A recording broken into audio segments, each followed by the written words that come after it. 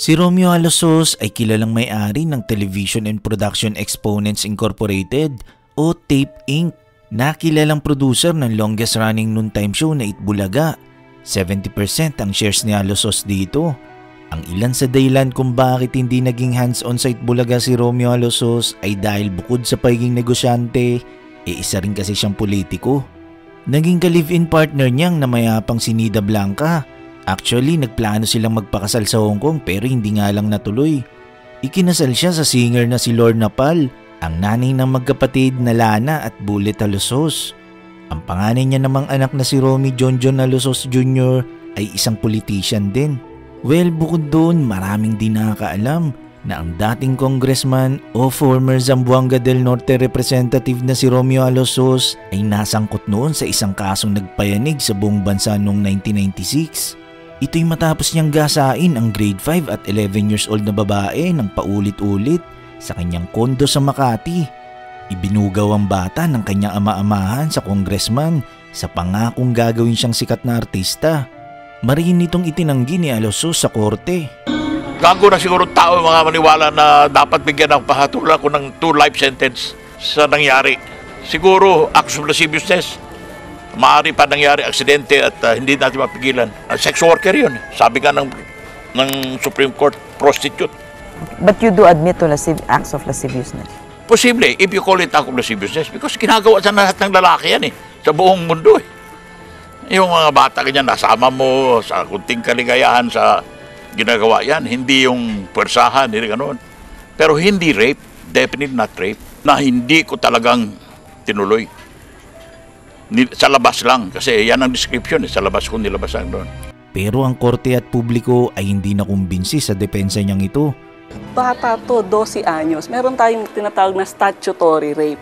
Basta ang babae ay below 12 years old, kahit siya pa yung bumayang-yang sa harap mo, binayaran mo yan, kahit siya pa yung humara-hara, siya pa yung nag-inganyo sa'yo, rape yan. Hindi po kinakailangan yung buong RM pumasok, kahit yung pinakadulo lang pumasok ko dun sa pinakalabi ng ari ng babae, rape na po yan. Kaya noong taong 1997, natulang guilty si Alosos ng 2 counts of statutory rape at 6 counts ng acts of lasciviousness ng Makati Regional Trial Court.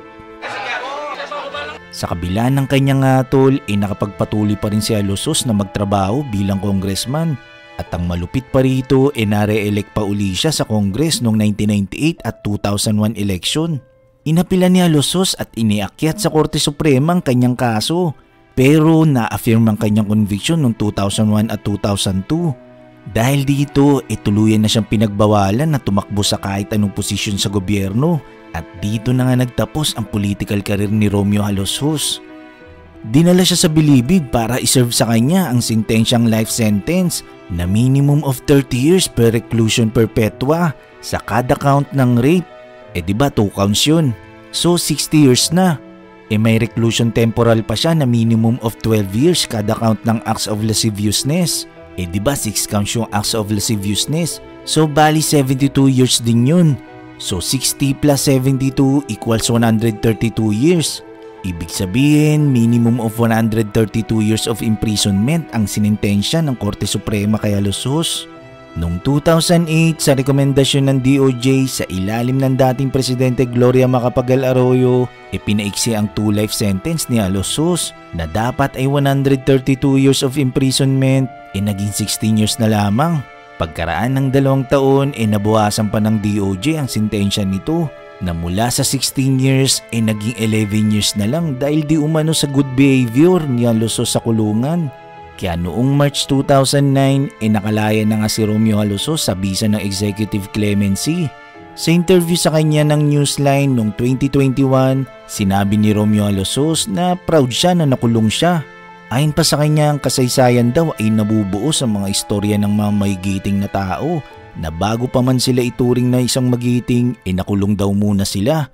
Karamihan daw kasi sa mga magigiting na tao sa kasaysayan ay nakukulong kahit dito sa Pilipinas. Tulad na lang daw ni Jose Rizal, ni former President Marcos, at Ninoy Aquino. Maging si African President Nelson Mandela ay ganun din, nakulong din. Actually, hindi naman talaga nakaranas ng hirap si Alosos nung panahong nakakulong ito. Noong taong 2011, 2 taong matapos niyang makalaya sa bilibid, naglabasan sa mga balita ang patungkol sa special treatment sa kanya nung nakulong pa siya. Pinayagan kasi siya ng Bureau of Corrections that time na magtayo ng iba't ibang istruktura para sa kanyang enjoyment tulad ng tennis court, mga palaruan, bakery at sariling kubol.